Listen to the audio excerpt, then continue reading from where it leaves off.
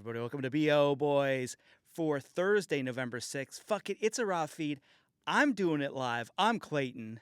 I'm Chris. And Chris Klemmer. That's right. Chris Klemmer of Barstool.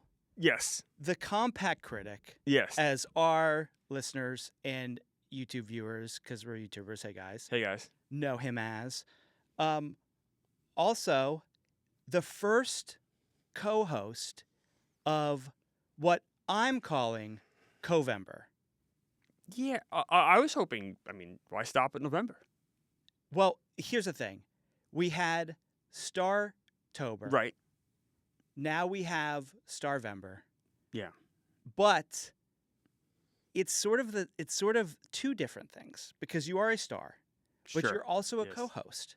And before we get to anything, because people are maybe, if they haven't been following the show, which how dare you for not following the show? How dare you? They might be thinking, well, where's Pat? Yeah. Pat decided to go on a fancy trip. And I would say, listen, I don't like to tell people my whereabouts. I like to be off the grid.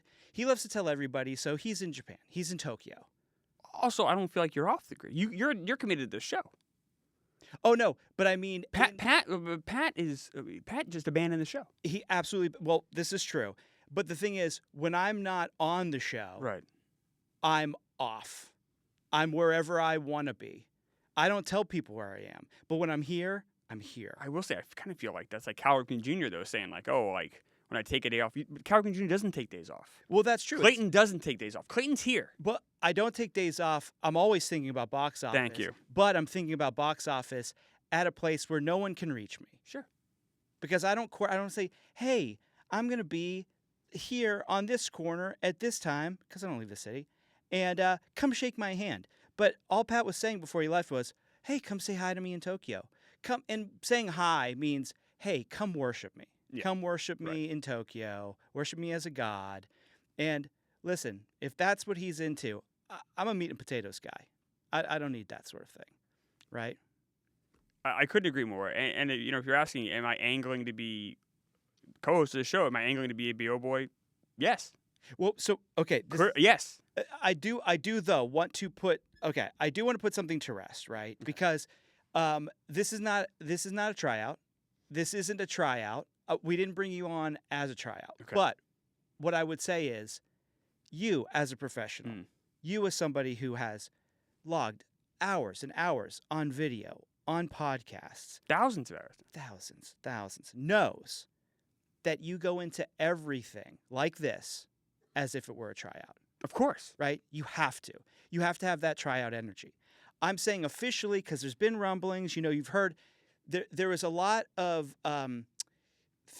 it was a big day yesterday. There was a lot of people thinking, who's it going to be? Who's it going to be? Who's it going to be? And of course, I'm talking about who's going to be the first co-host of the BO Boys. Right. Who's going to be the first person to sit Talk in New York.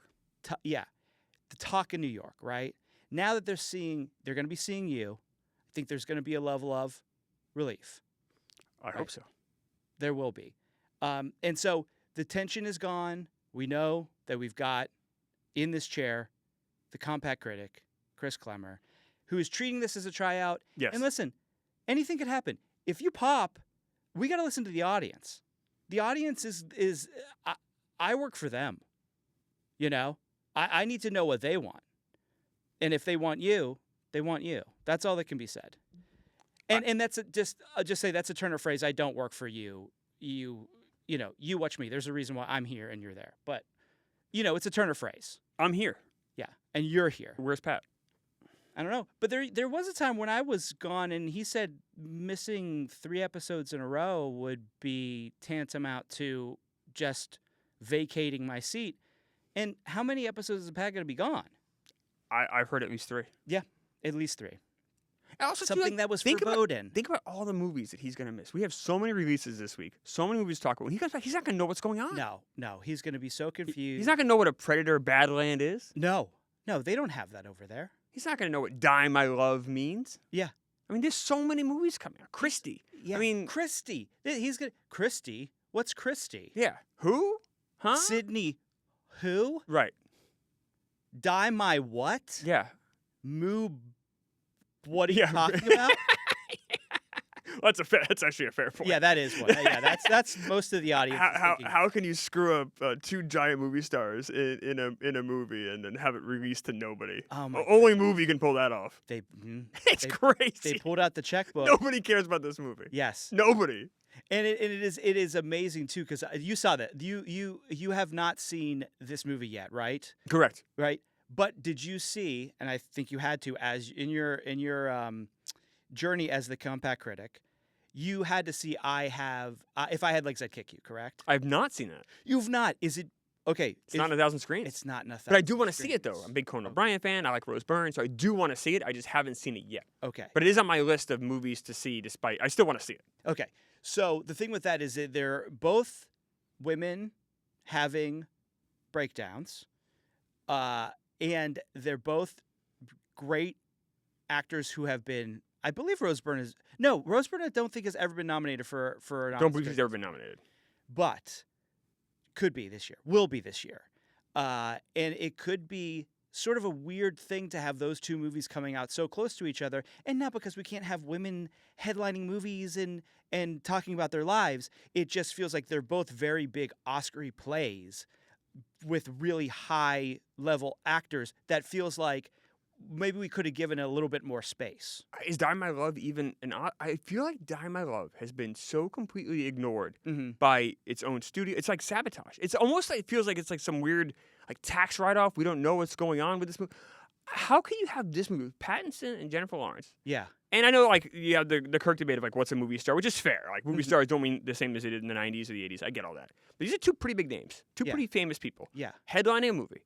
And you wouldn't know. If you went outside right now on the street and asked 100 people what Die My Love is about, we'd get blank stares. Not one person would know. That's a great And they viral shouldn't. video. That would be a viral video. We should do that. Then no one would know. Yeah, that's very true. I mean, Robert Pattinson, I think, means jackass, honestly. I mean, I think more people are like, I like the concept of him, but would they put a butt in the seat for him? I doubt it. I agree with you, but they know who he is. They though, do. at least. The awareness is high. J-Law is a whole different story. I do think, I mean, no hard feelings. There is a reason why Podcast Jesus, the great Kirk Minahan, came on our show for the first time to talk about that movie because it was that big of a deal. Yeah. Because she's that big of a star. Now, she hasn't done much in a while. It's very hard to look at her as a current star, but she could always come back, become a Sandy Bullock, become an always star. This movie's not going to do it because people just don't know it's around. Now, here's what's great. You're bringing the fire because we have had reactions to this podcast where we talk about Angel Studios and we talk about their scams. They're known as scammers. Now, people have said, how dare you call them criminal scammers? They act as if it's not complimentary, that scamming is part of the movie business. It's always been part of the movie business, right? Can I say Angel Studios? The last Angel Studios movie was good. That was... and I can't believe I'm saying that. No, they actually... Truth and Treason was a good movie. See... And, like, I was stunned walking out because most of them are not good. Most of them are scams. That's true. Now, you can be a good movie and be a scam. And that's what's wrong, is that Truth and Treason, you as a compact critic, where is it in your top of the year? I think I have it in. Look, I think I have it in like so I've seen 130 movies this year. 133. Okay. I think I have it in the 40s or 50s. So you have not fallen off. No. There was talk. There's a lot of talk, a lot of hubbub. There's a lot of hubbub. Yeah. That too much hubbub. April, this guy's done. Yeah. April. Yeah. People were counting me out. D by A is what everybody was yes. saying. We were everybody. I saw T-shirts. It was horrible. Oh yeah, I have one. I'm wearing it under here. Oh yeah. It's just because. Not surprised. Not surprised to hear that. It's laundry. I have it. 39th out of 133 movies. Right. Pretty good. That's great. Now here's the thing: if they could have aligned a great scam with a great movie like that, then that's kismet. That's what we call like a cosmic marriage. They're just the thing with Angel Studios is that we love their scams, but we need to love their movies and their scams at the same time. You know what I'm finding? What? The worse the scam, the better the movie. So they had that movie Sketch come out, which was also pretty good. Yes. With Darcy Carden, Tony Hale. It was a pretty kids movie, which they rarely make, like a live action. And it was like movie, right? good. Yeah. So, but those two movies I felt like had like the worst or almost non-existent scams. The bigger the scam, I find the worse the Angel Studios film. That's great take, and that's why we had you on here for COVID. That's why for to talk Angel Studios Yeah, movies. because it's the week for it. But so I think the modulation needs to be better over at Angel Studios. But they're a baby, and they're learning. They're figuring it out. They're toddling around. They're walking. They're like baby does, it's cute to watch. It's cute to watch. So as we'll get into these releases that are coming out, because we have a bunch of them. We have a bunch of them. Pat is missing them, but that's okay. I guess Japan's more important than America now. Or this podcast, Yeah. or you, Yeah. or the listeners. Absolutely. There's just we've all fallen so far down the list. Hope people take notice of the fact that he's not here and I am here, and they maybe Chris should be a BO boy. I don't know. I don't. It's in the It's air. in the air. It's in the air. Put it in the air. And who can help what's in the air? Would I want to do this show twice a week? Of course, but that's not. Yeah. Let's talk about the movies. So, as a compact critic, you are a critic, huh? Huh? We are not critics. You haven't been on the show in a while. Yeah. So I just want to get your takes on a few of the movies that have come out. Like maybe we could talk a little bit about like your top 10 because you're keeping a list. I am. Now, big movie that the box office, is it a hit? Is it going to make money? Blah, da, da, da, da. The big one I'm talking about, One Battle. Yeah. One battle after another. What is your take on it? You saw it. Of course you had to. It was on so many screens. Yes, loved it. I have a third. There's 3 great movies this year. Love this. Sinners, Okay. Weapons, and One Battle After Another. Yeah. These are the 3 movies that I would consider to be great. And they're all released by a Yes. a company that a studio that is currently on the block to be sold, Yes. which is very curious. One of the studio that's on the hottest streak is now up to the highest bidder. So at some point we're going to see that the great hope for theatrical releases is going to be probably purchased by something like Netflix. Yeah, and the other thing, on the flip side of it, if you want to kind of look at the glass half empty, is yes, Warner Brothers has had this great year. No one else has had a good year. Well, that's the thing. Everyone else's year has been piss. Mm-hmm. And now you're going to have one of those piss by Warner Brothers. And to bring him down with it. So that has me concerned. Yeah. This feels to me like, do you know the art piece Piss Christ? I don't. It's just a crucifix in a jar full of piss. Oh, my goodness. I've not. Yeah, so a famous art piece, and our audience knows about it. Everyone knows about Piss Christ. It's feeling Piss Christ to me. It's giving Piss Christ, as the kids say, right? You're going to take the savior of the theater and just put it in. And it's not even art. That's not even art. That's just beauty and piss. Yeah. Right? So One Battle, top 3. Loved it. Great. Yes. What else have you seen that you're saying our wanna-be-o boys, wanna-be-o girls, wanna-be-o people need to rush out and see? This movie disappointed me in the box office. I loved the movie. It's Caught Stealing. I thought it was fantastic. Aronofsky is the most accessible Aronofsky I've seen. Mm-hmm. No ass to ass? No ass to ass? No. Too bad. That's okay. Maybe on the cutting room floor? We don't know. Maybe they'll be on like a DVD, the unseen footage. Uncensored, yeah. But just a really entertaining movie. Had a great time in theaters. I had that 4th this year. I was hoping that would make more money. I think it came out like a Labor Day weekend or right around there, and it was kind of an empty vacuum of like, well, maybe this will kind of take over, and it just DOA. Yeah, just did not hit, which sucks. Now, we had your great friend on, also from Barstool. Kelly Keegs, and we were talking to her about that movie and also Roofman. Yes, Roofman was coming out. I liked Roofman a lot. Not my top 10, but in my top 20. Those trailers played back to back, and I think they felt too similar to each other that audiences were confused. I mean, Roofman did do better than Caught Stealing. Yeah, I think Caught Stealing is a better movie. I think both. I recommend both movies. I enjoyed both quite a bit. Mm-hmm. So I'm doing a show with Kirk and Jeff called Project Big Screen, and nice. I think our first episode we talked about Roofman on there. Yeah, and I think I liked it way more than they did. Those guys thought it was a little the tonal shifts. Was it a comedy? Is it a drama? Is it like kind of a character study of this guy that broke out of prison? Like what's kind of going on there? I enjoyed that up and down shift. If you don't like tonal shifts, maybe stay away. But I like it. Now you're mentioning Project Big Screen. Yes, correct. Big launch, right? Huge. You, Kirk, Jeff D. Lowe, Ken, Jack, and Gooch. Yes. And Gooch. And That's Kendra. what I wanted to get to. Yes. You got the Gooch. Got Gooch. How did you get Gooch? Gooch, he not only does he do it, he helps produce it too. Gooch is great. You should have Gooch on. Gooch and Kenjack should come on and do the show. Together or separately? What do you think? Do you think they could handle it separately? Yeah. And they both know their stuff. All right. Now they both love movies. Don't know if they love box office. So like I love box office. Of course you do. But I think that enthusiasm for box office, because they really know the movie side, I think that become infectious. Absolutely. So I've always heard that Gooch is infectious. Infectious. Yeah. Infectious. Big. Or big, id.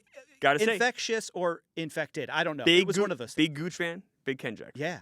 Love those guys. Love those guys. So, okay, we need to expand this. I mean, who knows? Pat might go gallivanting around again at a moment's notice. So, who knows? Who knows when the next blank month is going to happen where here's the Gooch. Well, in my mind, I saw it more like we're hosting the show and he's on as a guest because I'm the co-host. So Gooch would be our guest. Gooch is our guest. That's how I envision it in my mind. So Gooch is over here. Right. And Pat, like, we don't like who? You know, do you remember the show, The Hogan Family? Yes. It was Valerie Harper's show, right? It was called Valerie. You called Valerie. And then they killed her off, and it became The Hogan Family. And no one really ever talked about Valerie. Yeah. That's kind of how I see it with me and you with Pat. Like, we do the show, we don't even really ever talk about Pat. Like, after a couple, like, the first episode, you got to talk about, oh, Pat, we're going to miss something. Fake bullshit like that. And then, like, by, like, 2 months in, like, Pat is long gone. Oh, and then the best of, I mean, it'll be an Artie Lang situation with the Howard Stern show. It'll be, we hope Artie's well. We hope he takes care of himself. And then in the archives, no gone. Artie comments, no Artie laugh. And we can play clips of old shows. Yeah. You just edit Pat out of it. So it's just your reaction to like, oh, here was your take on a movie from 3 years ago, say. Yeah. But it's just your take on it. Yeah. I could do that. You're the one talking about Nope. Yeah. Pat's not even around. Oh, yeah. Pat's the biggest Nope. Yeah. Nope. Yeah. Who? Nope. So let's get into these releases because there's oh my God, so many. And I wanted to ask you because the big release of the weekend, Predator Badlands. Yeah. Now, where do you fall on Predator as an IP and just Predators in general? Well, I don't like Predators, like black phone Predators, like child Predators. Mm-hmm. I'm anti. I'm against child Predators. You are? Yes. Okay. Firmly. As far as the actual like monster Predator, I think the IP is kind of on the rise. Okay. So we grew up with Predator with Arnold Schwarzenegger. Yes. Incredible movie. Mm-hmm. Really and it holds up really well. It's like a really good action movie that stands the test of time. It's Yes. so ridiculously macho. It's fun. And then of course you got the Gary Busey, Danny Glover. It didn't quite work, and it kind of had this like spell to it. Well, it went to L.A., which is always a mistake. Always a mistake. As soon as you move to L.A., people aren't interested. Unless you're Johnny Carson, then they are. They stuck around with Johnny. That's true. Although I guess technically he was in Burbank, so maybe that's why. That's why he's. And then you have like the Topher Grace Predator, which I don't think anyone really was too excited about that. Yeah, that Predators. That's the one I forget about. I love that when you think of that movie, you think of Topher Grace because that is an Adrian Brody. Not Adrian Brody. I'm sorry. He was in the. Was he in that? Was he in? Yes. Yes. The Oscar winner. Yeah. Adrian Brody. Yeah. He was top lining that movie. Right. I mean, it was sort of a whole group. Weird hodgepodge of like. So like that didn't work, right? Like. But I think you probably, sorry, not to interrupt you, but I interrupt Pat all the time, so you got to get used to it. Yeah, I will. I think it's because you saw the Topher Grace cut of Predators, which he likes to recut movies. One of the best editors. Right. And he was in every frame when he would cut it. Yes. He really streamlined it and made it a Topher based movie. You know what was weird? There was ass on that. Yeah. The Topher Grace edit of Predators. Mm-hmm. Just a heads up. But the Prey, the movie that came out a couple years ago, also directed by Dan Trachtenberg. Yes. That people really liked. I think it's a good movie. It's a strong action movie, and it came out kind of like at the end of COVID. It went right to Hulu, which stream. We don't like streaming. We're not streaming boys. But it did come out, and to its credit, though, this one's getting a wide release. This is the only like super wide release that I know about. Like, super wide release. I think it's getting like 3,600 screens. They're pushing it. They want this to be a marquee IP again. I think it's on the right track. I really do. I think Prey brought in so much goodwill that I think people are gonna come out and see this. I have pretty high hopes for this movie. Yeah, so here's my thought about this, because everybody is talking about Prey. And the thing with Prey is that it's what we talk about with streamo movies. It's very easy to love a streamo movie because you had to do nothing to get it. You Right. did not have to put your money where your mouth is. Correct. Of course, you subscribe to Hulu. We know money comes out of your bank account, but so many things come out of your bank account all the time while you're not even thinking about it. As we're speaking now, there are things coming out of our bank accounts that would make, you know, make a nun blush or whatever. Yes. That's the saying, Sure. you know? Although it probably wouldn't take much to make a nun blush, though, right? Yeah, that's true. I mean, that's why I don't. Maybe to make a Times Square prostitute blush. Frost. That would be hard to make a Times Square prostitute. See, this blush. is this kind of stuff that Chris Klemmer This is good. brings This is- to the right, show. this is- right. Is Pat- Times Pat Square wouldn't say prostitute? that. No, he would never say that because he thinks sex work is work, and I agree. I do too. Sure, but It's work. it is work. But I do love the thunder you're bringing to this. So I think that's the thing, is that it's easy to love Prey, but you've got to love Predator enough Right. to go to the theater and put down your money and say Predator Badlands, right? And I don't know if there's enough people that would do that. I'm worried about this because I've heard it's great. I've heard it's really, really good, but I don't know if that's enough to make an IP interesting to the same people, kids who are going, the teens and the tweens, who are going to see CJ, you know? Oh yeah. Right? Right. We don't Can't say say that. it. You know, Can't and say it, throw no, even. Yeah. no. So, And I normally I would say it to kind of like just make you throw something. yeah. But I'm trying to get a spot here, so I'm not going to say You're it. sucking up, and I like am. that. Yeah, I like Doing that. my best. So that's my thought on it. Listen, I want this thing to go crazy. I would love, because we just had the trauma of Tron, a IP that is being, I mean, talk about a predator. Well, Tron, in a lot of ways, I guess, with this one, right? yeah, exactly. There's a lot. Tron as an There's more predators in Tron than there are in Predator. Exactly. Yeah. So the fact that Tron will not leave us alone, and is trying to continuously make its way into our brains through our eyes, when we've said no. We said no 3 times, and Tron will not relent. And Predator hasn't been as bad as Tron, right? But there is a level of how many things you're going to throw against the wall, because Prey doesn't have any box office. If Prey had box office, then I would say, okay, we can see an upward trajectory here, blah, blah. But Prey doesn't have box office, so we don't know how many people are actually going to spend money on this movie. I agree with you up until you said Prey. So, like, there's some things you're right about Prey. You're right. Like streamo movies, you don't even, it's not really just your money. You don't even need to, like, watch it. You can dig around your phone. You don't even, it doesn't even take the commitment of your eyeballs. Yes. You can literally do your laundry, talk to your spouse. You can do whatever. You don't, when you go to the movie theater, you're I mean, you committing. can even talk to your spouse, which is like, but why would you even do that? When you go to a movie in a movie theater, you're committing. You're committing time. You're committing silence. You're committing, like, you're giving a commitment there, right? Absolutely. There's none of that commitment needed when you do a stream movie. Having said that, though, I think this movie, and we'll see if I'm right or wrong, is more the exception. People have very high feelings about this, very strong feelings about this movie, positively. It's well made. It's also the kind of movie, like, you watch it. I just did a rewatch of it, and it's like it's shot really well. Like, it's shot like a big screen film. Yeah. Here's my one. I don't know if there's a positive or a negative, but it's definitely a wrinkle here. Okay. So, Prey was rated R. Yeah. Most Predator movies rated R. Gotta be. Blood and guts. This is PG-13. See that? Is that good or bad for the box office? Well, I mean, so since we have been conscious of box office, PG-13 has been a double-edged sword, because you allow the teens to come to the film and do whatever. CJ.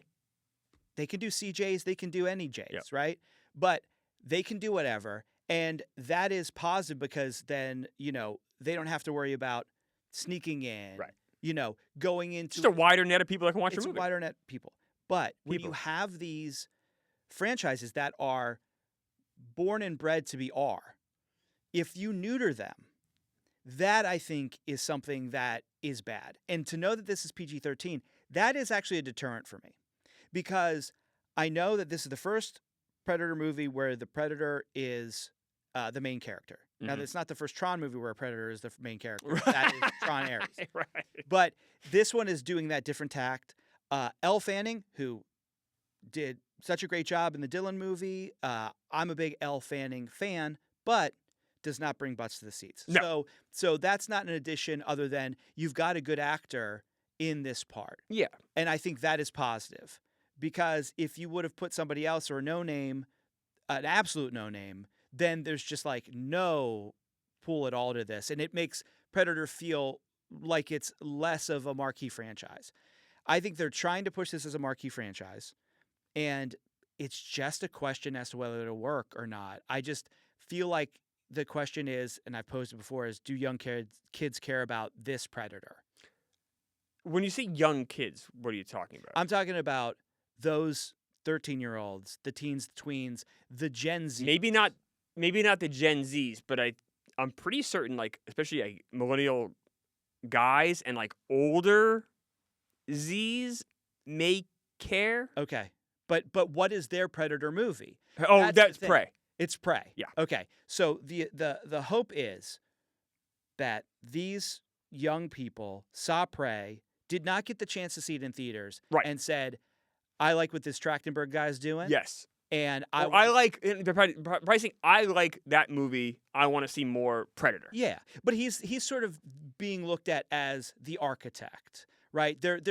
When you read about this movie, and of course, a lot of people only get their information about movies from this show and Project Big Screen. Of course. Those are the only two places you need to go, and so they might not know about Trachtenberg. But if you're, if you're reading the trades, they are setting this guy up to be the architect. Yes. Oh, it's his franchise right now. Yes. Clearly. And so that has worked in some capacity for some franchises. Of course, Vin Diesel being the driving creative force behind Fast and the Furious, and that worked for a very long time. And then there was another guy named Rich Cohen that we don't talk about. But talk about. So, yeah. So that, I think, is something that is interesting to people on the internet, but will it transfer? No, I'll say this. If this movie is going to be successful, then most people who see this movie by a wide margin have no idea who the fuck Dan Trachtenberg is. Yeah. Like, that cannot be. If you're going to see this movie because of Dan Trachtenberg, then this movie's going to bomb. Exactly. Like, no question about it. Yeah. But I think it's more along the lines of, like, all right, I've seen this movie. I like this direction. Like, not director, but, like, just the direction this franchise is going. I want to see more Predator. And then I'm going to go out. And also, like, we did talk about, there is a ton of movies coming out this week, but the competition is very weak. Yes. This is not like a loaded list of movies that I think Predator have to compete with. Predator will be a clear number one. The question is, like, how much can it make? How much will it make? And that is up for, I think, a pretty decent debate. Yeah. And, here's the other thing with this movie is that it could have great word of mouth. If the opening is not huge, it's going to be in the IMAXs. It's supposed to be a very world-building sort of film where you're walking through this environment and seeing all these different creatures. And it could be something that, I'm not saying it's Avatar because this guy's not James Cameron, right. But if people find it immersive enough, then they will tell their friends, hey, you should go see this movie because it's like you're on Predator World or wherever they're basing it. And it'll get people to go. I do think word of mouth is going to be very important because I don't know if it's out the gate going to be huge, but if it's a beautifully done movie that you need to see on the biggest screen possible, right, that will get across to people. I want to look at the schedule and see what is coming out like after this. So, like, you mean next week or now? Right. I mean, like, so this week we have obviously Predator Badlands. Like, let me look here and see, like, what's coming out the week after that. Like, what's going to compete with this? Here's the thing. November 14th, and this is a big one. And, of course, Pat is missing this. Of course. He's missing. I mean, are we surprised? No, I was, but now I'm not, and that makes me sad. Yeah. But Well, speaking of disappearing acts, Now You See Me, Now You Don't Yeah. opens wide the 14th.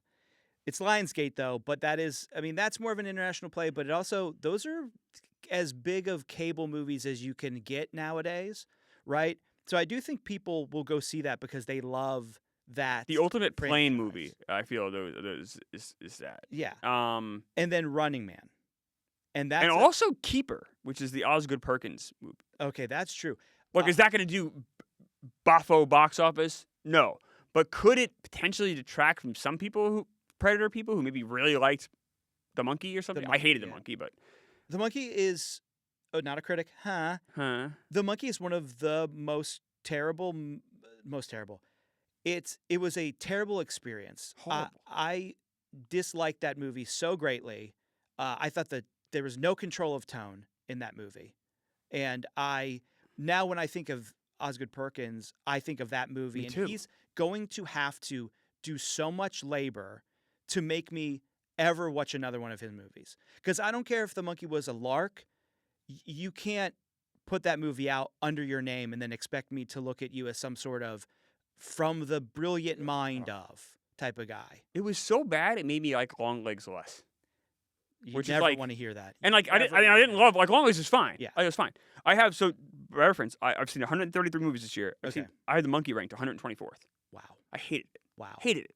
Wow. By the way, I just saw Shelby Oaks yesterday. Yeah. So horrible. Laugh out loud. Mystery Science Theater 2000 bad. I have it third worst movie of the year. Whoa. Shelby Oaks is terrible. Terrible movie. So like Cinematic Titanic is going to be making fun of it in a year. They should. Yeah. Like there's like it's unintentionally funny in a million spots. There's like one 10-minute sequence of a woman just walking in the hall with a flashlight. It's like 10 minutes of this. It's incredibly bad. Stay away from Shelby. Now, we love YouTubers. He's a YouTuber. Hey, guys. Hey, but guys. you know who else were YouTubers? Rocka Rocka. And Yeah. those guys made spectacular films. That movie, so I didn't love it only because it was so troubling. Yeah. Brilliantly made. So if you have the stomach for it, Kids in Trouble, I have a hard time with personally. Yeah, yeah. But I would never question how well that was made, how creepy that was. Like it was just a little too upsetting for me. But hey, yeah. that movie though works. Great Sally Hawkins performance. All of that, what made that movie great, is missing from Shelby Oaks. Yeah. Missing. Yeah. And that movie is meant to make you feel the way you felt. So it was Absolutely. successful. That's what I mean. That's why I had a hard time reviewing it even because like I didn't love it because it was just too upsetting, but that's what they were trying to do. So like kudos. And also just like really good performances, no, that movie works on a lot of levels. Shelby Oaks works on none of those. Yeah. Couldn't agree more. So So I'm a little worried about for Predator because I think both The Running Man and Now You See Me, Now You Don't, both are, I don't know, especially The Running Man, more male orientated. mm-hmm. I think that's going to, I think if Predator doesn't open pretty decent this weekend, I don't know if there is saving it, even with a decent word of mouth. I don't know if it gets saved because then you walk right into the next week and then you got Wicked. Yeah, Wicked is a monster. So Predator is going to have to make its bones this weekend and next weekend because Wicked is just going to suck all the air out. It's going to, And and the screens. and the like, it's going to screens. take everything. I really worry about Predator's long-term success. I almost think if it doesn't open, what are we thinking? Like, I know we do at the end of the show, but like, this doesn't open with 25, then I think that's low. I think that would disappoint. I think that would be disappointing, definitely right? disappoint Like- the studio for sure. So what do we need for this to work? What would make the studio happy? 35? 35 is a big number I mean, I think for a movie with nobody in it. yeah. I mean, I think 35 would make them very happy. If it breaks out, I mean 40. But you know, it is hard because again, we can't build off the last one. 24 to 30 is where the weekend range is looking. This is Box Office Pro, which is a ghost ship, but we like to look at it just for funds. But yeah, I think that it is going to have to. I think so too. I think it's got to make its mark this weekend, man. I Yeah. really, and you're right. Good word of mouth always helps for sure. But if you don't hit it this hard, I think the Running Man is going to be big. Okay, so of course you are not going to be here next week for that because the tryouts are continuing. I mean, Right. sorry, Sure. Covember is continuing. I understand. So you know how this works. I do. Look, am I the first one here? Does that mean a lot? Probably. But I also understand everyone needs a turn. I get it. I understand. Yeah. But Chad Powers. Yeah. Again, talking Hulu, talking a lot of Hulu this episode. But I think we do need to mention Chad Powers. Do you think Chad Powers has negatively affected people's view of Glenn Powell so much that they skip Running Man? I don't think it helped him. Yeah. I don't think it hurts him with this movie. Yeah. It helped his bank account, but I don't think it helped his standing as a movie star. I don't think so either. Yeah. I think it was a mistake. I think so too. Now, people I've talked to really like it. I have not seen it. People I talked to, it's actually funnier than you think. It's kind of, but like I think just the idea of in a lot of minds, Glenn Powell, Twisters, stuff with Sydney Sweeney, like a big time movie star, right? Yes. And then for him, or at least an emerging possible star. Yeah. Sure. Right. Yeah. I guess not. Like when I say big time movies are on the rise. I spoke a little too, and that's why you're here. Yeah, that's why you're the best in the business. Thank you. You know, you gotta reel me in when I get a little too excited. Yeah. You know, which I can do. No, you're right. Like I love it. Movie star on the rise, right? Yeah. And a guy that has a really bright future, and then to have him go and do like a Hulu comedy. Yeah. Like what? Like it felt like a huge step back. And it's a full on dramedy, which is the worst thing you can do because it's if you be funny or don't be funny. Be dramatic or don't be dramatic. I think if you're Glenn Powell, you should do a full-on comedy, and it can have a moment of drama. You know, I mean, Something About Mary had a smidgen of I care about these characters, but you have to go full-on comedy if that's what you're going to do. These half measure no, but it's actually about trauma. Enough. We don't want that. We want either laugh out loud or we want the pit. Okay? That's what people want. So I think this Chad Powers is a half measure that people are already over, or at least people with taste like myself. So, and I also think him putting on the goofy makeup, don't cover that punum. You have a movie star punum, and you are covering it with stupid makeup for a goofy dramedy that people are going to forget about hopefully forget about, or it's going to stigmatize you. I think he's lucky in the sense that Running Man coming out at the right after this, I think people are just gonna forget about it. I think Running Man's gonna work. We'll see. The one thing I like is Wicked comes out the week after, and Wicked, you're right, is gonna just suck all the oxygen in the room. But it is for a different audience than Running Man. Yeah. So maybe it's the kind of thing too, where hey, the mom and daughter go see Wicked, dad and son go see Running Man. And then afterwards, they're going to have a nice lunch or to have a nice dinner. Yeah. Just strict lines like that. Sure, right down the line. Yeah, right down the line. Right down the line. Like if the son's maybe I'll see Wicked. The No! dad grabs him. Grabs him. Maybe, right. Maybe it's the dad and the daughter go see Running Man. I like maybe the son wants to go see Wicked. Yeah. I enjoyed Wicked. And maybe I'm a guy. Maybe it's just 4 people. People. Who all go and split up any way they like. Anyway, maybe the kids are going to see it. Although I don't know if they're allowed to because I don't know if it's rated R. Maybe they're not allowed to do that. But, yeah. But regardless, the spirit. But I do think it is a different audience, and I think so because of that Running Man could, in theory, stick around. I think Predator, especially just being we all seen horror movies just have terrible week 2s. Mm-hmm. The question is can this do something not as big, obviously, but something like a Final Destination where it kind of overexceeds expectations and goes in big? Now, I don't think it's going to be that big because that was just gigantic. Where's that in your top?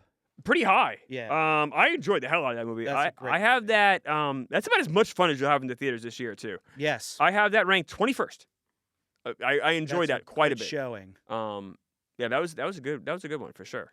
So we'll get to what we think they're actually going to do money-wise at the end of the show. Obviously, you know how it goes. Let's talk about some of these other releases. Oh boy. Let's start with Christie. Christie is the Sydney Sweeney Black Bear Pictures wide release. Now, is this a movie you're going to have to see? I don't know. I don't know any other than the only movie I had a little bit of hint on as far as what the theater counts was Predator Badlands 3600. Okay. I don't know anybody else. I always had to scan around to see and it looks like almost all of these movies are gonna be in 1,000 screens. Okay, so you're gonna have your work cut out for you. Got a lot of movies to see next week. Yeah. Yeah. So Christie, big Oscar play for Sydney Sweeney. Yeah. Now, a lot of people want to say a lot of things about Sydney Sweeney, how she had a string of bombs in the past couple months. Now, we have to be honest that these were small movies she was putting out. They were none of the movies that she has been in, like Americana. It was not going to do No. any One But You numbers. Right. It was not going to even do immaculate numbers. It was going to be very, very small release because Sydney Sweeney is a working actor trying to do parts and work in films. And that's what happens. Look at somebody like Jenna Ortega. Mm-hmm. She'll do these movies where you're like, she shouldn't be doing this movie, but she needs to work, right? And there's not as many parts out there as you would think. Now, Christy is her going for the biopic Oscar nomination. Right. I'm not feeling a ton of buzz on this. No. It does feel a little bit like it's going to come and go. Yeah. Box office wise, it's not going to really matter. I don't think it's going to matter in any regard. She does have a big movie coming up by the end of the year, though. That Housemaid movie. Yes. I think that could do really well. And it's telling that she is already doing promotion for that movie more than she's doing for Christy. I think she's like, if I get the nom, then it's full on Christy promo. But if not, I'm going for the sort of star vehicle, or at least the movie that you could see becoming a hit. What's forgotten about faster? The movie Christy or Pat? Oh, well, Pat, because Christy still has Sydney Sweeney. Okay. I think both are by, in 4 or 5 weeks, both are just in the dustbin of history. Okay. That's a bold prediction, and we do bold predictions on this show. It's what we do, yeah. So, Christy, I think it's a movie you're going to have to see. I think so. I don't know, actually. I don't know if I do. I'm guessing I do. I don't know. It's the kind of movie where, honestly, though, unless she gets nominated, which she won't, and unless she gets nominated, then I don't see myself. Then I might just, if it's not 1,000 screens, I won't be seeing. Okay, yeah. Which is perfectly fair because it's 1,000 screens. That's a cutoff. That is a cutoff. I can't expect more from you. Die My Love. Now, we talked about this earlier. Yes. Is coming out. Mubi had a very big hit for the size of, the distributor with the substance. Huge. Right? Demi Moore. Yes. I felt like that was better marketed. Yeah. I felt like we heard about the substance. I felt like you knew there was some buzz about that. The comeback story, especially when it comes to actors that were stars previously and it sort of fallen, we love that narrative. And if it's an interesting enough story and movie, people will go see it. J Law feels to always be in this perpetual, is this a comeback? Is she gone? Yeah. Is she coming back? Because she has a family. She had that sustained time where she was doing a ton of movie, winning an Oscar. Still doing like X-Men, it's kind of everywhere. And she stepped away and then she's come back, but she hasn't done a full of like, I am back as a movie star, vehicle after vehicle after vehicle. I feel like it's been, Christ. Mother came out, 2016? Oh my gosh, Mother's a long time ago, yeah. What is Red Sparrow? Like, are we in this world? Like, what is the... I feel like for the last 10 years, and I know, like you said, like she has a family. There's also the pandemic, and I don't know what was going on during the pandemic. I just feel like we haven't really heard from Jennifer Lawrence in a while. No. And which is a shame, because I think she's great. Oh, she's great. And it's still, still super young. Yes. Right? Has great, 35. Yeah. So that is still, listen, it's not a fair business. No. So, Harrison Ford is 90 and he's still, hey, let's take his shirt off. But 35, with her pedigree, with the Oscars and the box office, she can do some stuff. And I hope she gets to. Now, let's see where she's been. She has been, her last big thing was No Hard Feelings. Yeah, right. 2023. Which honestly, you could argue underperformed. It did. But I think when we look back, if comedies start to gain some more steam, that was an inflection point where a big star said, I will do this movie, I will make it funny, and I think it did. Bafo Streamo on Netflix. Again, we're not Streamo boys. 2021, it was Don't Look Up. Netflix movie, Right, right? which so was we understand why she yeah, did that. yeah. Because Honestly, everyone did that movie though. absolutely, I mean, Chalamet was in Yeah. it, Leo Yeah. was in it. Meryl Streep, like, it was like, well, Yeah. I didn't like the movie, Me neither. but like, everyone, I almost, like, throw that out for all of them involved. Yeah. Like, just, And there was a point where doing a movie with Adam McKay yes. meant something. Mhm. Now it doesn't mean shit. So if she did it now, then you'd be like, okay. And then before that, it was Dark Phoenix and Red Sparrow Yeah. and Mother in 2017. So yeah, it has been It's been a while. It's been a while. So we're looking for the big blockbuster comeback. Die My Love is not. Well, gonna guess be what? that. This ain't it. Yeah. It ain't it. And like I said, you hear Pattinson, you hear Jennifer Lawrence. At least I do, and I'm like, all right, this could be. And Sissy Spacek's in it too. I know that she's not, but like, there's some talented people involved in this movie. Like, I'm excited to see this. I'll see this if it's in 1,000 screens or not. I'll see this no matter what. Yeah. This is gonna be. I'm just interested in the people involved, but I'm just stunned at the lack of any sort of promotion, any sort of knowledge about this movie. Have seen the trailer a few times. Yeah.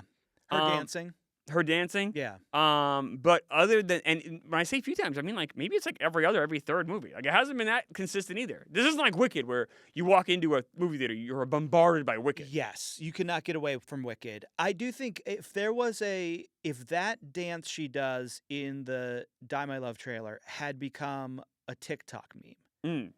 If you had TikTokers trying to do that dance, trying to do the dance, like we said, going out in public, being like, can you do the Die My Love dance? Yes. And see if strangers can do it. And then if they can't do it, teach them how to do it. That's something. Movie's not doing that. No. So I don't know why. I don't know what's going on. We talked earlier about Angel Studios embracing the scam. Mubi, they paid a lot of money for this. And you were saying, I mean, is this a scam? Is this some sort of tax write-off? Do they know something we don't know? Is there some way that they're making money off of this movie not making money? Is there something so horrible in this movie that they're trying to hide it from theatergoers by like not talking about it? Like they feel maybe obligated to release it, but there's something in this movie that's so foul, so horrendous that they need to now just like don't go. Like, well, there's no way Pete Holmes is in this movie. Oh, wow. I don't even want to put that in the air. There's been so many things in the air right now. We've been talking about things in the air. Yeah. And that's just one that I want to I hope it floats off into space. Well, I'll be seeing it by the end. If you're too nervous to go because of Pete Holmes or anything else, text me later on next week. And please, I don't want Pat. Like we'll just do. I don't want to do that group. No. We Okay, good. You know what line to get me on, and then you can feel free to reach out, and I can warn you ahead of time, or I can let you know about any possible Pete Holmes. Please do. The noxious presence of Pete Holmes, I wouldn't be able to handle it. Not in my delicate state right now, after being completely abandoned by my co-host. Well, you have a new co-host. That's okay. Time heals, and quickly. Yes, I found. Yeah, so astonishingly so. Let's talk Nuremberg. Yes. So not a biopic of the O.J. Simpson character from Naked Gun. That's Nuremberg. Nordberg. Okay. Yes. That is Nuremberg. Okay. Sony Picture Classic. Now, here's something that I worry about with this movie. When we've seen these previews, when we go to the theater, it's before we see the actual start of the previews.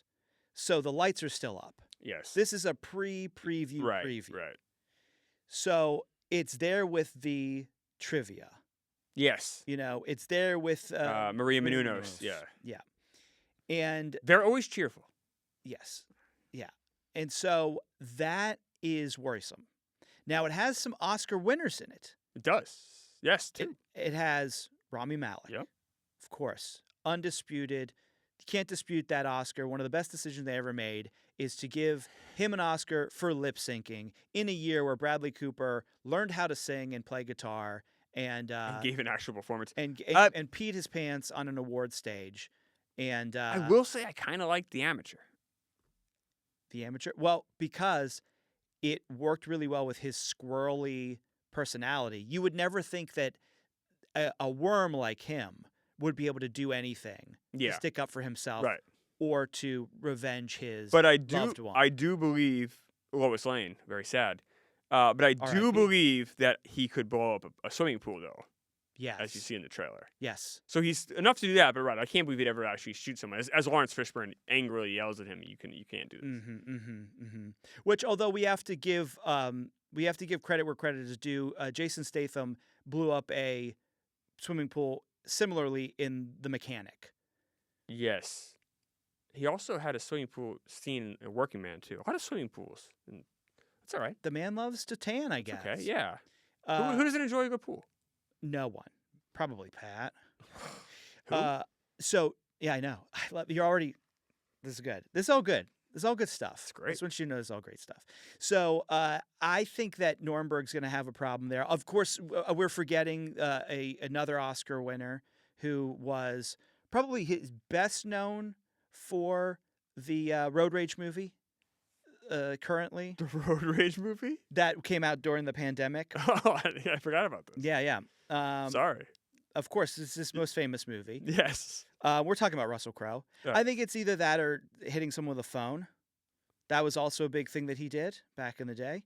But what do you think of this? This is an anti-Nazi movie, Yeah. right? This is a Holocaust movie, anti-Nazi movie. John Slattery, he's off of Mad Men. John Slattery in it, yeah, who never popped on the big screen. But, you know. I can't help but like the guy a lot. Yeah. Like, he's one of those guys you just want to have a beer with.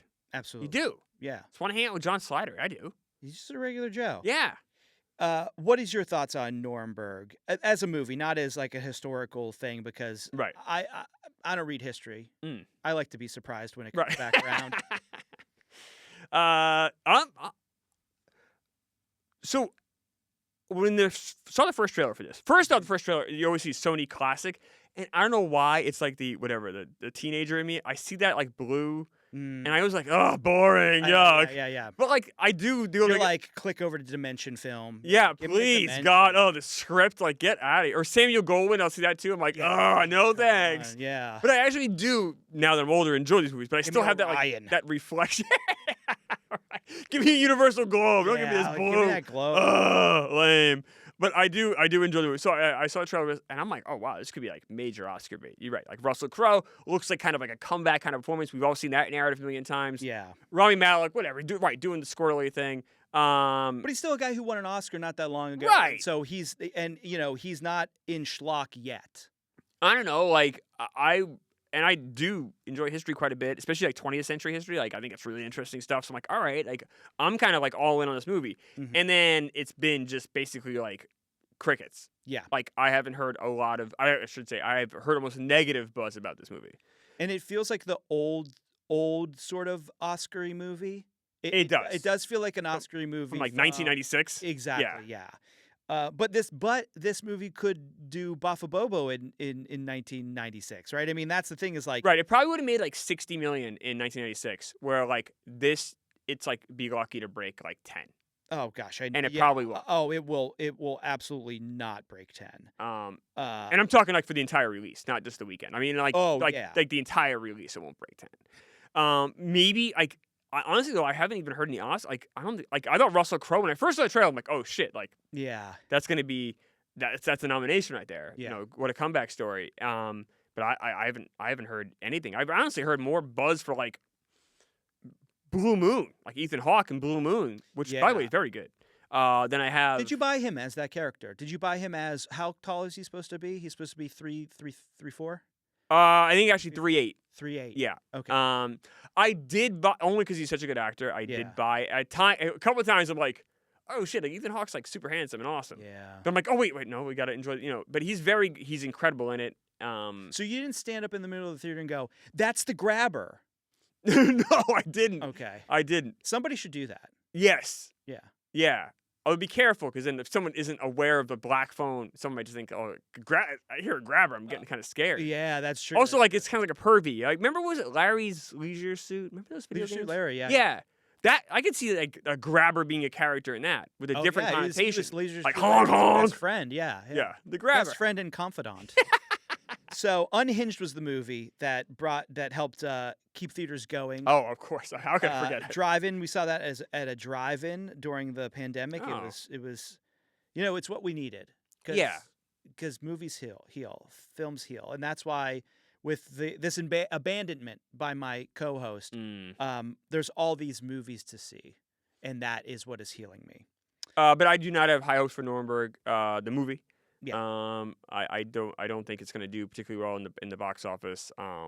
And I feel like the only hope it had was like Oscar sort of like, this is obviously made for kind of award season. I feel like unless I'm missing some sort of buzz or some sort of, I feel like which sucks because like this is one I will see next week. I am interested in it, but I don't know if anybody else is. You hope for the dads to come out because of the History Channel. It feels very History Channel, but we've seen this in the past that just because it's something that a dad will watch on a Sunday if there's no football on the History Channel while they're barely awake, right, doesn't mean that they're going to pay to see actors, even if they've won Oscars, redo it in the theater. So there's a movie theater here. So I live on Roosevelt Island. Yes. And if you take the tram from if you're not from New York, there's like if you watch Spider-Man, there's a tram. And if you're not from New York, how dare you? Why? What are you doing? Yeah, come to New York. Come to New York. There's plenty of room. There's a right after you get off the train, there's a movie theater there, the Angelica 123. Yeah. And I go see a lot of movies there. It's the closest one to where I live, but it's always so many olds in there. It is filled with old people. Like, and I mean, like, I'm 40. I'm be 46 next month. I am the youngest person in the theater. Yeah. By like a generation when I go see some of these movies. So I'm thinking because I think it's playing at that theater. It's gotta be. So I think when I go see Nuremberg, I'm guessing I'll be, I said the youngest by 30 years. Yeah. Especially for that one. It was for Blue Moon. Oh my God, you would have thought I was at a nursing home. There'll be people that were in the courtroom. Yes, right. Yeah, that's not how it was. Yeah, Right, yeah. So that one, I am interested in it. I don't think anybody else is. I think that's gonna be a giant disaster. Now, if somebody stands up in that theater and screams "The Grabber," then it's just like serious shit because they don't even know about Black Phone and something's going on. No, they don't even know. Yeah, they think they probably think of the Black Phone. They might know the Black Phone from based on true events because it takes place in the 70s and 80s. That's true. So they'd be aware of the Grabber as a historical figure. Yeah. They remember when they were in their 50s and the Grabber was stealing their grandkid. Yeah. So we have another wide release called Sarah's Oh. Oil. Now, you are praying to whatever God you believe in that this is in 999 theaters. This? Starring Zachary Levi and Naya Desir Johnson. It's inspired by a true story of faith and fortune. I have no clue what this movie is about. Oh, I can tell you what this movie's about. Tell me, Chris Klemmer, the compact critic, what is Sarah's Oil referring to? Okay, I've seen this trailer a few times. Okay. This is... other than... I don't really care for anime, so sometimes I have to go see these anime movies. Yeah. It's for babies. Cartoons are for babies. Yeah, I agree with you. I'm not a big anime guy. Other than that, and maybe even more so than that, there's no movie I'm dreading that I have to see more than Sarah's Oil. Okay. So I've seen this trailer a few times. My understanding is this. There is a businessman, sorry, not a businessman, like an oil man. Okay. Played by Zachary Levi. Okay. Who was in The Unbreakable Boy. By the way, I have Unbreakable Boy 119th of the 133 movies I've seen. It's terrible. That was the Angel Studios. Yeah. Zachary Levi stinks. So he is this oil man. It's kind of rough and tumble oil man, okay?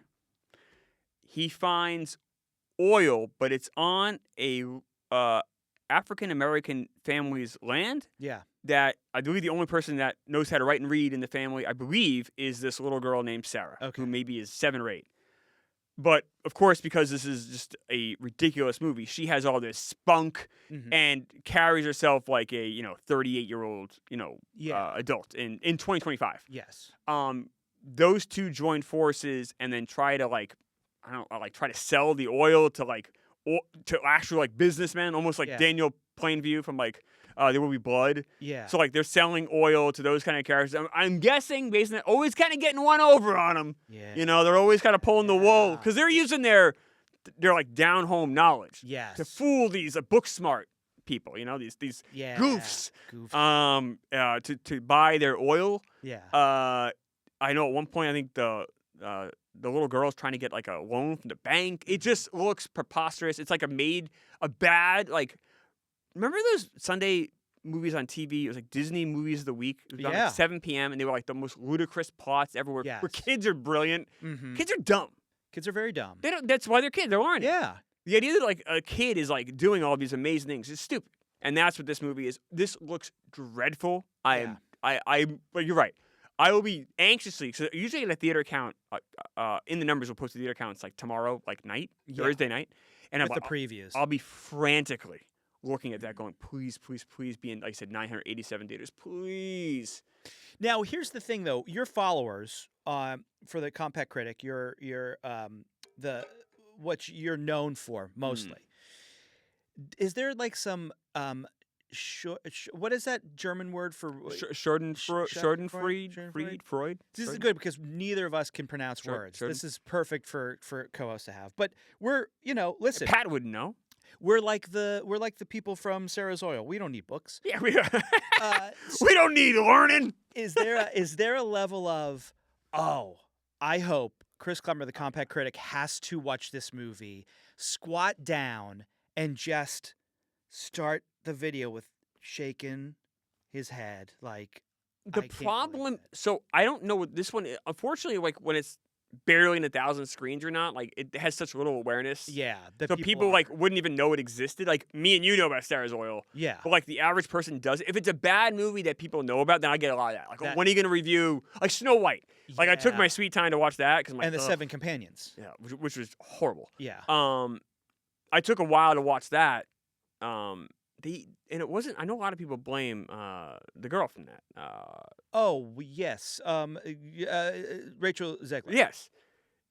She might have been the movie stunk and she wasn't good, but she was probably the best part of the movie. Yeah. The movie stinks because they made Dopey like an after school special. Like you're supposed to feel bad for Dopey. The movie's dreadful movie, horrible. Was Dopey dealing with trauma? Yeah, being bullied. I swear. Bullied. They're like, what are we doing? Yeah. Terrible. So people were asking me, when are you going to see Snow White? So I got a lot of that. Yeah. For this movie that no one really knows about, I'll get a little of it, but not really. Yeah. You'll get it from like true maniacs. But people might, which there are people on TikTok, that really want me to see all these movies. Oh, our wanna be boys, wanna be girls, wanna be people. People. They're maniacs in their own way. We love them. They're lovable maniacs. Of course. And they're going to be inundating you with Sarah's Oil. Sarah's Oil. Yeah. I will say, if Sarah's Oil is in 999 screens, I will not see this movie. If it's in 1,000, I will be seeing it, and I am going to be dreading every second. This movie looks about as dumb, as idiotic as any movie I've seen this year, and I've seen some bad ones. Do you think there's anybody who is powerful in the theatrical industry that sees 999 theaters, and they're thinking, let's get one more, just one more to get Chris Klemmer, the Compact Critic, to have to do it, and they set up in a closet, like the janitor's closet. Yeah. They take a folding chair. I don't know what constitutes what constitutes like a screen. Like, I mean, have you been to the IFC Center? Yes. Those are theaters. Those are theaters. People call those theaters. Of course. Right? I mean, I saw Boyhood there. Yeah. What did you think of Boyhood? I liked it a lot. Yeah. I like Linklater. Yeah. Blue Moon, by the way. No, I keep. It's really good. Go see it. But you don't have to see the movie about Breathless that Zoe Deutsch is starring in. His other movie that's in theaters, right? No, I do not. Yeah. Which I'm excited to see just in general, but it's not going to do box office, obviously. But he's got two going at the same time. I might go see it just because I like him. Yeah. But this time of year, so there was a stretch in July, during Superman time, there was one wide release a week. Yeah. But now with 5 or 6, there's only so sometimes movies in theory could fall through the cracks, but something like that I'd kind of like to see. But I can see that one, unfortunately. Obviously I'll see everything that's nominated, but if something like that, it's probably not gonna get nominated. Yeah. It's shit. It falls through that crack of, do I have to do it for work, and do I have to do it for my Oscar knowledge?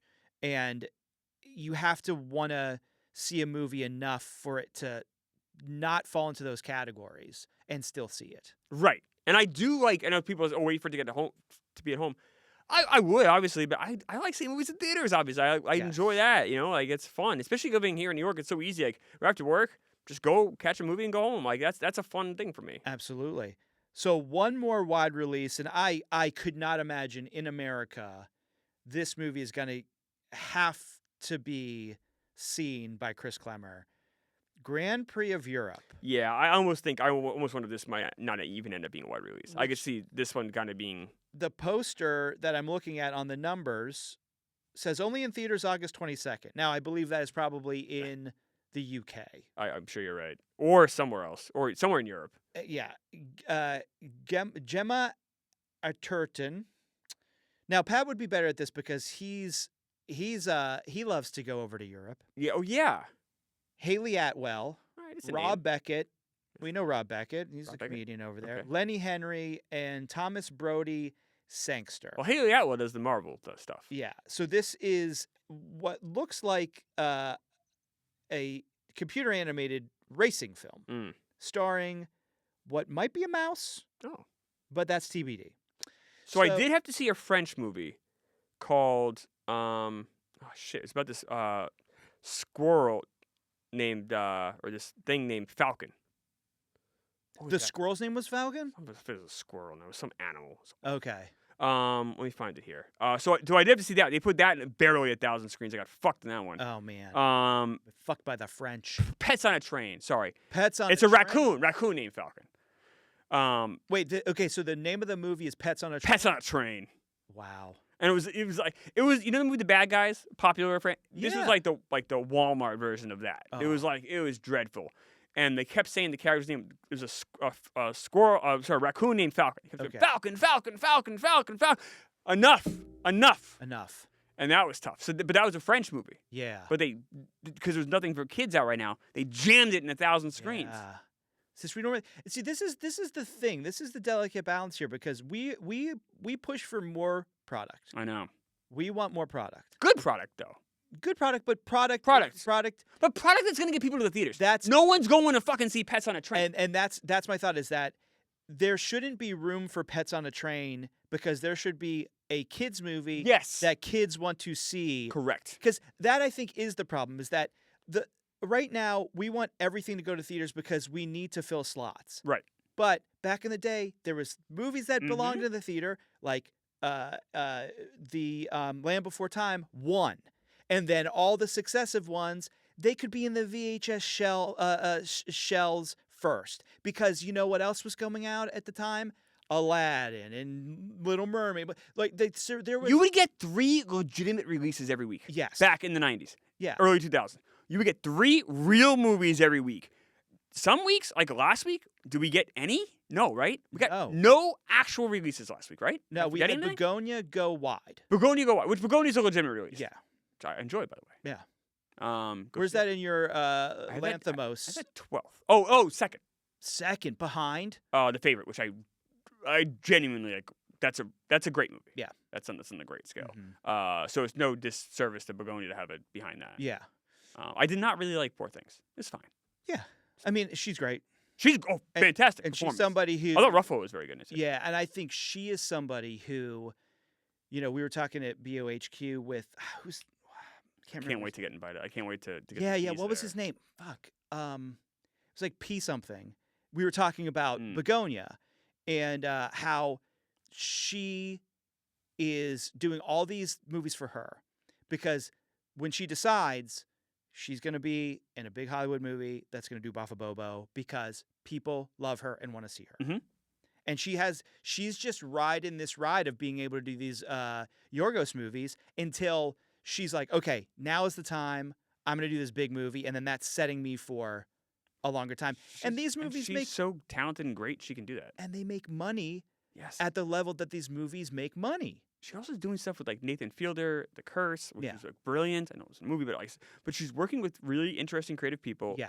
And she's so great and so talented that the second, she wants to slip it in that gear and go do like these major movies, like a major movie. Like she'll be able to do it seamlessly. Absolutely.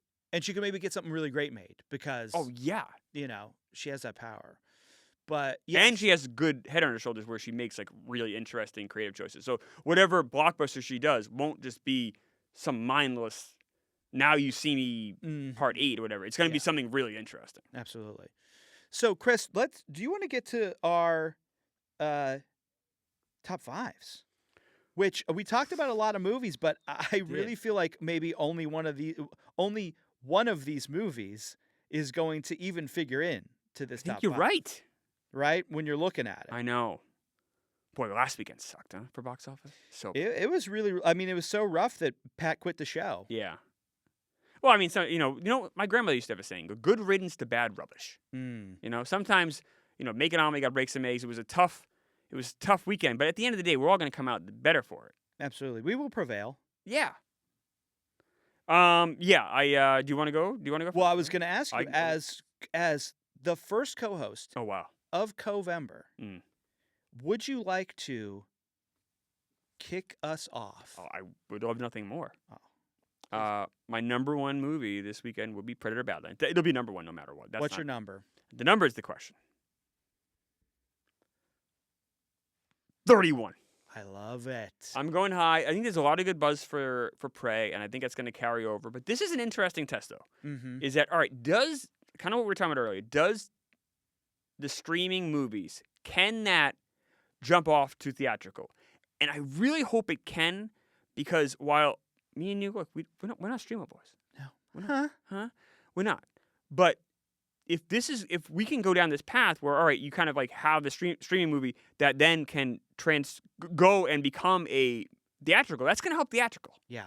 So I really hope this succeeds on a lot of levels. Plus, I hope it's a good movie, Mm-hmm. and I like the director. So I'm hoping this works out a lot. I'm pretty high on this. Although I will say though, if this doesn't go big this week, I'm really afraid. Even with good word of mouth, I'm afraid it's gonna get swallowed up. Yeah. So 31's my number for them. For Right. that. Number 2. God, there's so much gross out there. I'm gonna go with a bounce back. Regretting You, which when you guys recorded, it was number 1. Ended up not being the case. Mm-hmm. Nope. Black Phone 2 was number 1. Regretting You with something gross like 5. Yeah. Like it's not gonna do well. Black Phone 2 with like 5 is probably gonna be my number 3. Maybe Begonia, due to good word of mouth, I guess is 4th for me, and that does like maybe that can do like 4 and just kind of a good hold. I hope. Mm-hmm. And then 5th, it was crazy. Springsteen last week had the most theaters, and it finished in 7th. Yeah. What a disaster! I mean, Well, you know what? It should have been called Springsteen Badlands, and it should have been about the songs people, general public, care about. yeah, Right? I know. And you could have called Predator Deliver Me From Nowhere. That makes sense. And that would make us the same amount of money. But Springsteen Badlands, that would make so much more. Well, you know what would make the most? Springsteen Born in the USA. Well, that's what you do. Right, that's what you do. I mean, you wouldn't. Do you think Badlands? You call it Born in the USA. You don't even have to Springsteen in the title. You can just call it Born in the USA. You don't even have to have that nonsense in the Exactly. title. Do you think, and I know you're still doing your top 5, but I'm going to interrupt it. Do you think that Badlands gets played in the Predator movie? Would you believe that is where that spectacular song gets played and not in a Springsteen movie? That's crazy. I mean, listen, Springsteen had Winning, the best Santana song ever, which, listen, I think that's great. I'm glad to see that song Had some good music in the movie. For getting represented on the big screen. Yes. Because representation is important. But yeah, I'm thinking that Springsteen thing. I'm still having a hard time dealing with it. But you're number 5. I'm gonna go with Die My Love and say it makes like 3.5. Wow. Okay. So you. It has a horrible opening. It's Battle of It. It's like the old Ben Folds 5 song, Battle Who Could Care Less. Yeah. Like it's just gonna be like just something's got to be there. So like maybe that. It could be Chainsaw Man. It could be Nuremberg. Yeah. It could be a number of things in there. I think it's gonna be one of the most top heavy box offices we get all year. Yeah. Where like the difference percentage wise between 1 and 2 is gonna be so drastic. I hope, obviously, we always hope for all movies to have great box office. We love the box office. Of course. But I think this is going to be one movie and one movie only, and then everything else is just kind of just eating the fumes. Okay. What do you think? Number 1, Slam Joink, Predator Badlands. I'm going to go, and as much as I've been talking about, I don't know about this, I'm going to go 29. Okay, great. I like I that. like I that. think 29 is good because it's at the top of the tracking, which is what we can hope for. If it opens at that, what does it finish with domestic, you think? Oh, 80? hopefully. I mean, something like that. It could do 65, 70. What does it need to do? Oh, what does it need to do? For like Predator Badlands, even Badlands part. I always think, and we've had the great Scott Mendelson on the show many a time, and he sort of feels like it's an arbitrary number, but 100.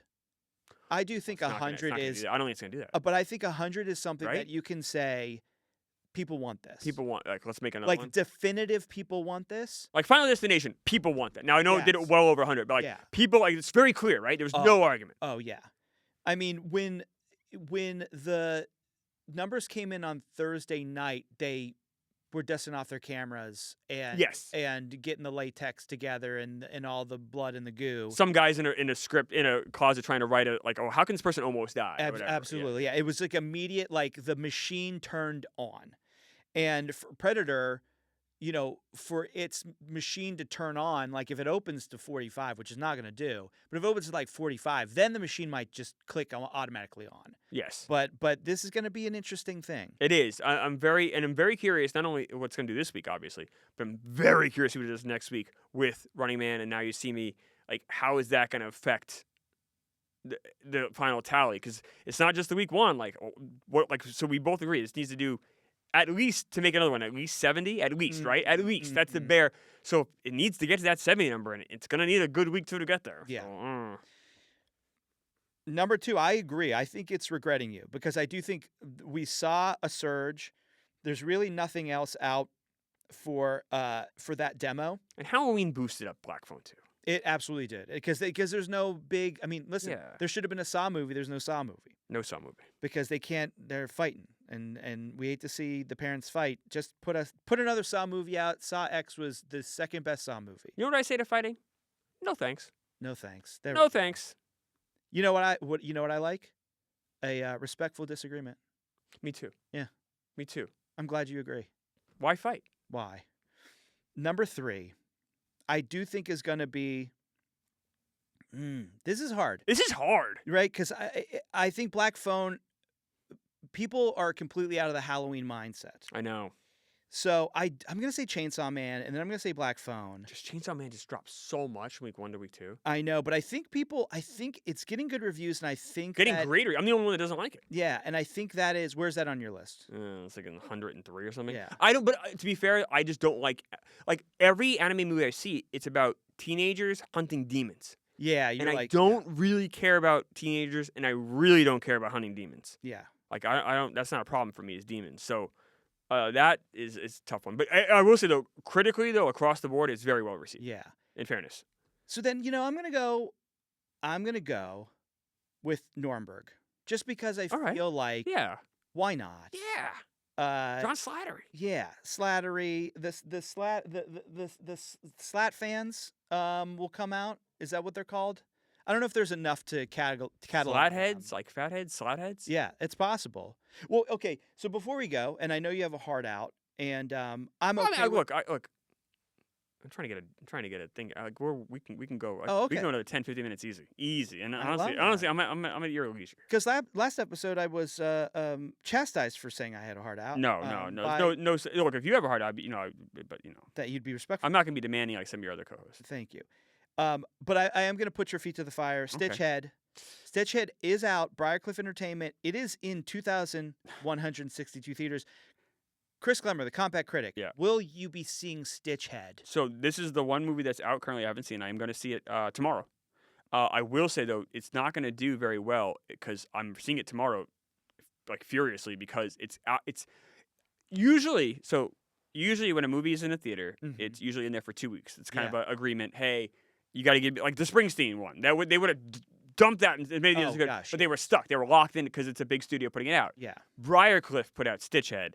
So whatever agreement they had, it sounds like it's only a 1 week one because they are avoiding this thing like the plague, where like it's being dumped at a million theaters. So I'm seeing it tomorrow because otherwise it's gonna be hard to find even in the city. Yeah. So Stitchhead will not be a top 5 movie next week. I know it was number 9. It's gonna have a giant drop off. Yeah, it came in. It's barely playing. Yeah, it came in. So I will be seeing Stitchhead tomorrow, and I'm seeing Predator or Thursday, excuse me, and I'm seeing Predator Badlands on Friday.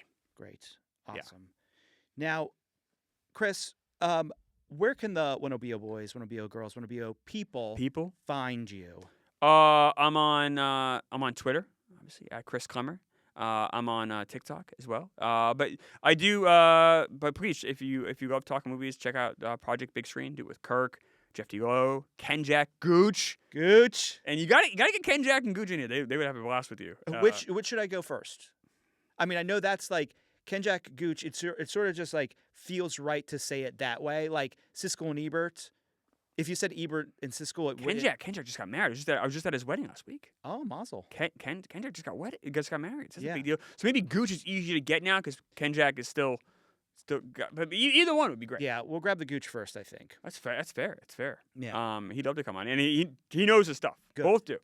But yeah, so check out Project Big Screen if you like. We talk about movies, and we usually review like 2 movies every week. Great. Yeah. And you know what is telling where you aren't, where people can't find you, is Tokyo.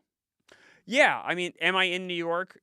Yes. Am I available to go to movies all the time, to hang out with my friend Clayton? Mhm. Yes, I am. Am I around this area very easily? Yes. Could I come to the show twice a week? Of course. You can make it work. Of course. Love that. So find us on Instagram. Find us on, well, you can find us on email. It's theboboyspodcast@gmail.com. Social media videos. Wannabe Senior VP of Interns Christopher is killing it. He's also looking for a gig in the media sphere because, of course, the media sphere is booming. Yes. It is adding jobs left and every right. day. Yes. We're becoming fat and swollen like a tick. So should be very easy. Right. He's having a hard time, but I think that's just an outlier. Right. I think he'll land something soon. But if anybody knows anything, please reach out to us. Substack, of course. And, that's it. Chris, I think you've said it all. Have I? I don't think there's anything left to be said. I don't know. Except for, until next time, we'll smell you at the box office. Nailed it. Hey, guys.